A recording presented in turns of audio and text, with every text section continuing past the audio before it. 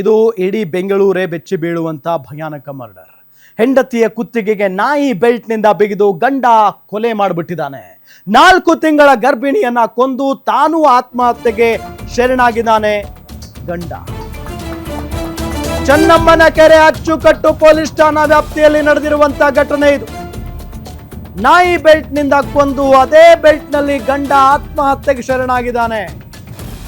ಉತ್ತರ ಪ್ರದೇಶದ ಮನೋಜ್ ಮತ್ತು ಸ್ವಪ್ನ ದುರಂತ ಅಂತ್ಯ ಕಂಡಿರುವಂತಹ ದಂಪತಿ. ಕಾರ್ಪೆಂಟರ್ ಆಗಿ ಕೆಲಸ ಮಾಡ್ತಾ ಇದ್ದಂತೆ ಪತಿ. ಈ ಪತ್ನಿ ಮನೆಯಲ್ಲೇ ಇರ್ತಾ ಇದ್ಲಂತೆ. ಕಳೆದ 3 ವರ್ಷಗಳ ಹಿಂದೆ ಮದುವೆಯಾಗಿದ್ರಂತೆ ಇವರು. ಕಳೆದ 4 ದಿನಗಳಿಂದ ಕೆಲಸಕ್ಕೆ ಹೋಗದೆ ಮನೆಯಲ್ಲೇ ಇದ್ದಂತೆ ಮನೋಜ್. ಸ್ವಪ್ನ ತಾಯಿ ಮನೆ ಮೇಲೆ ಬಟ್ಟೆ ಒಣಗಾಕದಕ್ಕೆ ಹೋಗಿದ್ರಂತೆ. ಅಂದ್ರೆ ಇವರಿಬ್ಬರ ಜೊತೆಗೆ ಸ್ವಪ್ನಾಳ ತಾಯಿಯೂ ಕೂಡ ಜೊತೆಗೆ ಇರ್ತಾ ಇದ್ರು ಮನೆಯಲ್ಲಿ. ಸೊ ಏನ್ ಮಾಡ್ತಾರೆ, ಬಟ್ಟೆ ವಾಶ್ ಮಾಡಿದ್ದಾರೆ, ಮೇಲ್ಗಡೆ ಟೆರೆಸ್ ಮೇಲೆ ಒಣಗಾಕಕ್ಕೆ ಹೋಗಿದ್ದಾರೆ. ಆ ಸಂದರ್ಭದಲ್ಲಿ ಅತ್ತೆ ಮಹಡಿ ಮೇಲಿಂದ ಬರೋವಷ್ಟರಲ್ಲೇ ಮಗಳನ್ನ ಸ್ವಪ್ನಾಳನ್ನ ಕೊಲೆ ಮಾಡಿಬಿಟ್ಟಿದ್ದಾನೆ ಅಳಿಯ. ಕೊಲೆ ಮಾಡಿದ್ದಲ್ಲದೆ ಆತನು ಕೂಡ ಆತ್ಮಹತ್ಯೆಗೆ ಶರಣಾಗಿದ್ದಾನೆ. ನೋಡಿ ಅಲ್ಲಿ ಫೋಟೋ ತೋರಿಸ್ತಾ ಇದೀವಲ್ಲ, ಆತನೇ ಅಳಿಯ, ಈತ ಸ್ವಪ್ನ. ಸೊ ದುರಂತ ಅಂತ್ಯವನ್ನ ಕಂಡಿರೋದು ಮನೋಜ್ ಆತನ ಹೆಸರು. ತನ್ನ ಹೆಂಡತಿಯನ್ನ ಕೊಲೆ ಮಾಡಿ ನಾಯಿ ಬೆಲ್ಟ್ನಿಂದ ಕುತ್ತಿಗೆಗೆ ಬಿಗಿದು ಆಕೆಯನ್ನ ಕೊಲೆ ಮಾಡಿಬಿಟ್ಟಿದ್ದಾನೆ. ಅದಾದ ನಂತರ ಈತನೂ ಕೂಡ ಜೊತೆಗೆ ಅಕ್ಕಪಕ್ಕದವ್ರನ್ನ ವಿಚಾರಿಸಿದ್ರೆ ಇಲ್ಲ, ಬಹಳ ಒಳ್ಳೆ ಹುಡುಗ ಮನೋಜ್, ತಾನಾಯ್ತು ತನ್ನ ಕೆಲಸ ಆಯ್ತು ಅಂತ ಇರ್ತಾ ಇದ್ದ.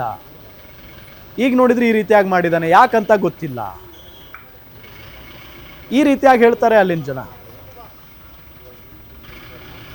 ಚನ್ನಮ್ಮಕೆರೆ ಅಚ್ಚುಕಟ್ಟು ಪೊಲೀಸ್ ಸ್ಟೇಷನ್ ಲಿಮಿಟ್ಸ್ ಅಲ್ಲಿ ಒಬ್ಬರು ಗಂಡ ಹೆಂಡತಿ ಮಧ್ಯೆ ಜಗಳ ಆಗಿ ಆಮೇಲೆ ಅವರು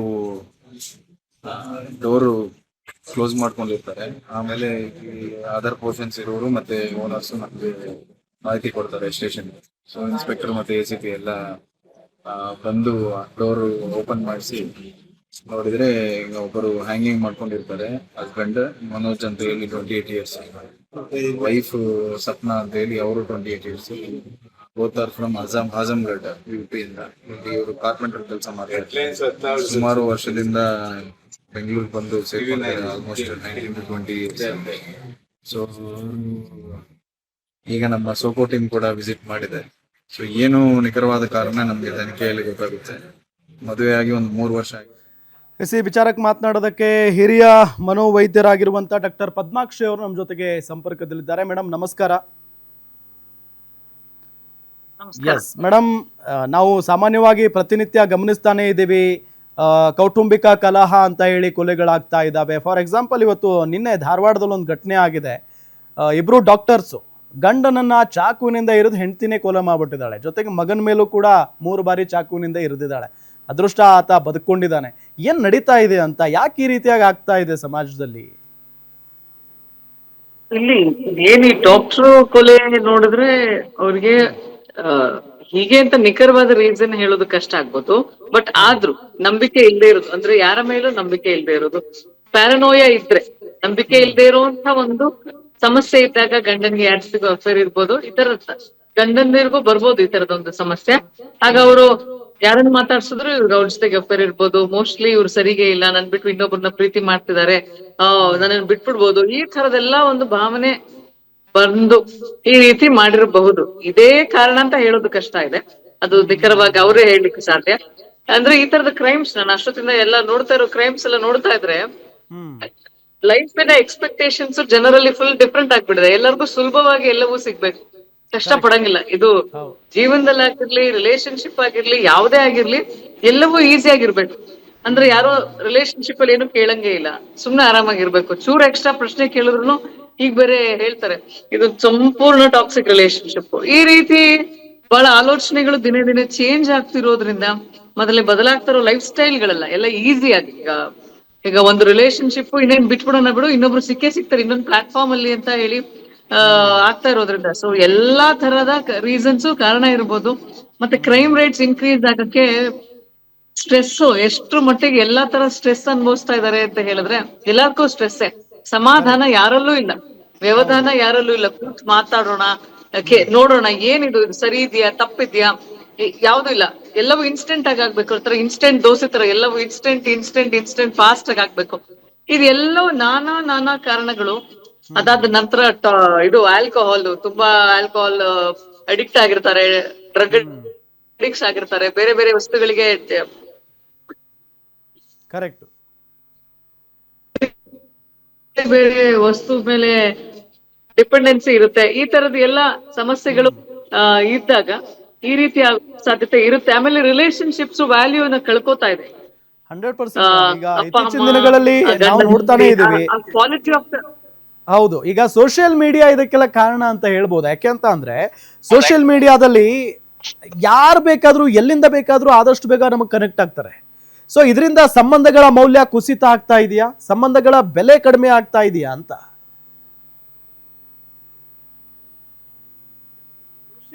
ಸೋಷಿಯಲ್ ಮೀಡಿಯಾದಲ್ಲಿ ಕನೆಕ್ಟಿವಿಟಿ ಆಗ್ತಾ ಇರೋದ್ರಿಂದ ಅದು ಒನ್ ಆಫ್ ದ ಕಾರಣಗಳು. ಈಗ ಈಸಿಯಾಗಿ ಒಬ್ರು ಸಿಗ್ತಾರೆ ಅಂದಾಗ, ಈಸಿ ಆಕ್ಸೆಸಿಬಿಲಿಟಿ, ಇವ್ರನ್ನ ಬಿಟ್ರೆ ಇನ್ನೊಬ್ರು ಸಿಗ್ತಾರೆ. ಈಗ ಆ ರೀತಿ ಹೇಳ್ತಾರೆ, ಇದೇನ್ ಜಾಸ್ತಿ ಕಷ್ಟ ಪಡಂಗಿಲ್ಲ, ಇವಳು ತುಂಬಾ ಡಿಮಾಂಡಿಂಗ್ ಇದ್ದಾಳೆ, ಇವಳು ತುಂಬಾ ಡಿಮಾಂಡಿಂಗ್ ಇದ್ದಾನೆ, ಸರಿ ಬಿಟ್ಬಿಡೋಣ ಅಂದ್ರೆ ಅವ್ರು ತುಂಬಾ ಒಳ್ಳೆ ವ್ಯಕ್ತಿಗಳೇ ಇರ್ತಾರೆ.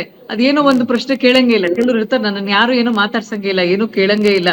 ಈ ರೀತಿ ಎಲ್ಲ ತುಂಬಾ ಅನ್ವಾಂಟೆಡ್ ಥಾಟ್ ಪ್ರೋಸೆಸ್. ನಾನು ಇದನ್ನು ವಾಂಟೆಡ್ ಅಂತ ಹೇಳಲ್ಲ, ತುಂಬಾ unwanted thought process, unrealistic expectations, reality. ಈ ಸಿನಿಮಾಗಳನ್ನ ನೋಡೋದು, ಸೋಷಿಯಲ್ ಮೀಡಿಯಾದಲ್ಲಿ ಯಾವ್ಯಾವ ಕಂಟೆಂಟ್ ನೋಡ್ಬಿಟ್ಟು ನನ್ ಬಾಯ್ ಫ್ರೆಂಡು ಹೀಗೆ ಇರ್ಬೇಕು, ನನ್ ಗರ್ಲ್ ಫ್ರೆಂಡು ಹೀಗೆ ಇರ್ಬೇಕು, ನಮ್ಮ ಜೀವನನು ಹೀಗೆ ಇರ್ಬೇಕು, ಕಂಪ್ಯಾರಿಸನ್, ಈ ರೀತಿ ಬೇಡದ ಆಲೋಚನೆಗಳೆಲ್ಲ ಯೋಚನೆ ಮಾಡೋದ್ರಿಂದಾನು ಬಹಳಷ್ಟು ಈ ತರದ ಸಮಸ್ಯೆಗಳಾಗ್ತಾ ಇದೆ. ಈಗ ಇನ್ನೊಂದು ಕೆಲವೊಂದು selfishness, everything has zero down. Selfishness, ನನಗ್ ಸಿಗದೆ ಇರೋರು ಇನ್ನೊಬ್ರಿಗೆ ಸಿಗಂಗಿಲ್ಲ, ಅಥವಾ ನನ್ನ ಅಣ್ಣಂಗೆ ಮೋಸ ಮಾಡ್ಬಿಟ್ಟಿದ್ದಾರೆ ಅಂದ್ರೆ ಅವ್ರು ಇನ್ನೊಬ್ರಿಗೆ ಸಿಗಂಗಿಲ್ಲ. ಈ ರೀತಿ ಎಲ್ಲವೂ ಸಂಕುಚಿತವಾದಂತ ಆಲೋಚನೆಗಳಿಗೆ ಆಗ್ತಾ ಇದೆ.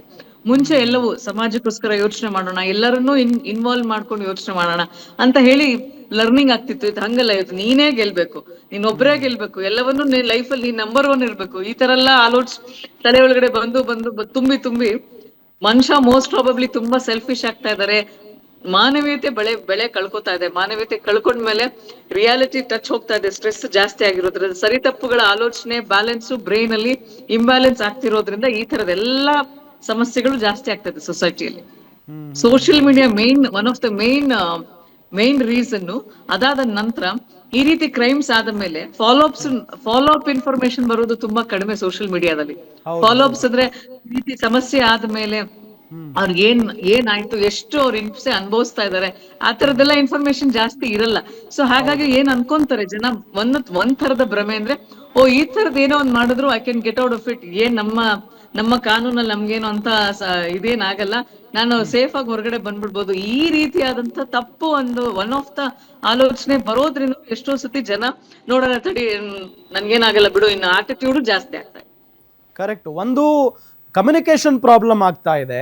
ಇನ್ನೊಂದು ಈಗ ಒಂದು ಫ್ಯಾಮಿಲಿ ಅಂತ ತಗೊಂಡ್ರೆ ಅಪ್ಪ ಅಮ್ಮನಿಗೂ ಕೂಡ ಗೌರವ ಕೊಡ್ತಾ ಇಲ್ಲ ಮೇಡಮ್. ಇತ್ತೀಚಿನ ದಿನಗಳಲ್ಲಿ ನಾವೇ ಸಪರೇಟ್ ಆಗಿರೋಣ, ಗಂಡ ಹೆಂಡತಿ, ನಮಗೆ ತಂದೆ ತಾಯಿಗಳು ಬೇಡ, ಆ ರೀತಿಯಾದಂತ ಮನಸ್ಥಿತಿಗೆ ಹೋಗ್ತಾ ಇದೆ ಜನ. ಯಾಕಿರಬಹುದು ಅಂತ? ಎಲ್ಲರಿಗೂ ಇಂಡಿಪೆಂಡೆನ್ಸ್, ಫ್ರೀಡಮ್ ಅನ್ನೋ ಹೆಸರಲ್ಲಿ ಈಗ ಇಂಡಿಪೆಂಡೆನ್ಸ್, ನಾನು ಆರಾಮಾಗಿ ಒಬ್ರೇ ಇರ್ಬೇಕು. ಈಗ ಮನೇಲಿ ದೊಡ್ಡವ್ರು ಇದ್ರೆ ಅವರ ಒಂದು ರೆಸ್ಪಾನ್ಸಿಬಿಲಿಟಿ ತಗೋಬೇಕಾಗತ್ತೆ. ರೆಸ್ಪಾನ್ಸಿಬಿಲಿಟಿನ ತಗೊಳ್ಳೋದು ಫಸ್ಟ್ ಚಿಕ್ಕ ವಯಸ್ಸಿಂದಾನೇ ಅವ್ರಿಗೆ ಇಲ್ವೇ ನೋಡೇ ಇರಲ್ಲ. ಈಗ ಇನ್ನೊಬ್ಬರ ಜೊತೆ ಶೇರಿಂಗ್, ಕೇರಿಂಗ್ ಇರ್ಬೋದು, ಈ ತರದೆಲ್ಲ ವ್ಯಾಲ್ಯೂ ಸಿಸ್ಟಮ್ಸ್ ಆಕ್ಚುಲಿ ತುಂಬಾ ಕಡಿಮೆ ಆಗ್ತಿರೋದ್ರಿಂದ ಮನುಷ್ಯ ತುಂಬಾ ಸೆಲ್ಫಿಶ್ ಆಟಿಟ್ಯೂಡ್ ಜಾಸ್ತಿ ಆಗ್ತಿರೋದ್ರಿಂದ ಈ ತರದೆಲ್ಲ ಸಮಸ್ಯೆಗಳು. ಈಗ ಮನೆಯಲ್ಲಿ ಇನ್ನೊಬ್ರು ಮನೇಲಿ 3-4 ಜನ ಇದಾರೆ ಅಂತ ಹೇಳಿದಾಗ ತಡಿಯಪ್ಪ ಇನ್ನೊಬ್ರು ಇರ್ತಾರೆ ಅನ್ನೋ ಒಂದು ಭಯನಾರು ಇರುತ್ತೆ. ಈಗ ಅವೆಲ್ಲ ಏನು ಇಲ್ಲದೆ ಇರೋ ಕಾರಣಕ್ಕೆ ಭಯನಿಲ್ಲ, ಯಾರು ಬಂದ್ ಕೇಳ್ಬೋದು, ನಾನು ಏನ್ ಬೇಕಾದ್ರು ಮಾಡ್ಬೋದು, ಈ ತರದೊಂದು ನನ್ನ ಮನೆಗೆ ಎಷ್ಟೊತ್ತಿಗೆ ಬೇಕಾದ್ರೂ ಬರ್ಬೋದು, ಎಷ್ಟೊತ್ತಿಗೆ ಬೇಕಾದ್ರೂ ಹೋಗ್ಬೋದು, ಆಮೇಲೆ ಈಗ ಮುಂಚೆ ದುಡಿಮೆ ಆಗ್ತಿತ್ತು, ಈಗ ಸ್ವಲ್ಪ ದುಡಿಮೆಗೂ ತುಂಬಾ ಜಾಸ್ತಿನೇ ಪೇಮೆಂಟ್ಸ್ ಬರುತ್ತೆ. ಸೊ ಹಾಗಾಗಿ ಎಕ್ಸೆಸಿವ್ ದುಡ್ಡಿನ ಎಷ್ಟೋ ಜನಕ್ಕೆ ಏನ್ ಮಾಡ್ಬೇಕಂತಾನೆ ಗೊತ್ತಿರಲ್ಲ. ಸೊ ಬೇಡದ ಆಲೋಚನೆಗಳೆಲ್ಲ ಬರ್ತವೆ. ಅದು one of the reasons. S,